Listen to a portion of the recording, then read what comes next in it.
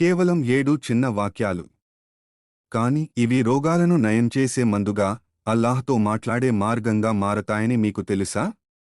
ఖురాన్ గ్రంథంలోనే అత్యంత గొప్ప సూరా అయిన సూరా ఫాతిహా లో దాగి హదీసుల ప్రకారం ఒక ఆసక్తికరమైన సంఘటన ఉంది. ఒకసారి ప్రవక్త ముహమ్మద్ అనుచరులు, సహాబాలు ఒక ప్రయాణంలో ఉండగా ఒక తెగకు చెందిన నాయకుడిని విషపూరితమైన పాము కరిచింది. ఏ మందు పనిచేయలేదు.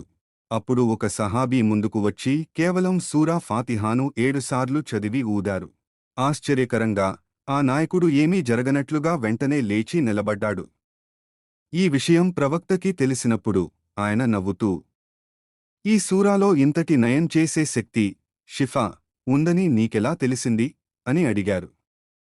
అంటే దీనిని స్వయంగా ప్రవక్త వారే ధృవీకరించారు. సూరా ఫాతిహా గొప్పతనం. ఈ సూరాకు ఉమ్ముల్ ఖురాన్ అని పేరు. అంటే ఖురాన్ మొత్తానికి ఇది మూలం. మనం నమాజులో ప్రతిసారీ దీనిని చదువుతాము.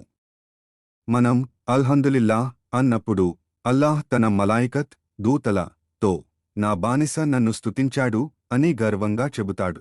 ఇది అల్లాహ్కి మనకి మధ్య జరిగే ఒక మధురమైన సంభాషణ. మిత్రులారా, మనం ఏదైనా సమస్యలో ఉన్నా లేదా అనారోగ్యంతో ఉన్నా పూర్తి నమ్మకంతో సూరా ఫాతిహాను పఠిస్తే అల్లాహ్ ఖచ్చితంగా మార్గం చూపిస్తాడు. ఇది కేవలం ప్రార్థన మాత్రమే కాదు, ఇది మన జీవితాలను మార్చే ఒక అద్భుతం. ప్రతిరోజూ దీని అర్థాన్ని గ్రహించి పఠించడం. ఈ సమాచారం మీకు నచ్చినట్లయితే ఇతరులకు షేర్ చేయండి. ఇలాంటి మరిన్ని ఇస్లామిక్ విషయాల కోసం మా ఛానల్ని సబ్స్క్రైబ్ చేసుకోండి.